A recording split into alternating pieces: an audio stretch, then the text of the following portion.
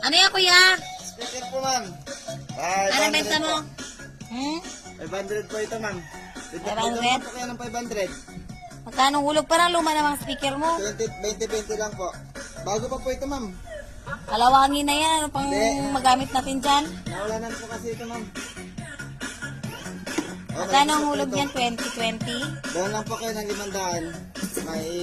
Tapos, mga sunod na buwan, singilin na po kayo ng 20. Araw-araw. May ikot po dito na 20-20 ang singil sa inyo. Malakas pa Parang po ito, basag ma'am. pa yan yung speaker mo na yan. Hindi ito, ma'am, gawa ng paraan. Kaya po medyo mababa na ang presyo. Oh. Lapos pa po ito. Wow. Ganun nyo na po. Sige lang, kuya. Pinagbibinta nyo ito, ma'am, battery nyo. Ay, yung battery. Ay, huwag mo hawak kayang kuya. Baka mamaya mawala yung battery. Ikaw ang kumuha niyan. Ay, ganun. Mm. Ganun nyo na, ma'am.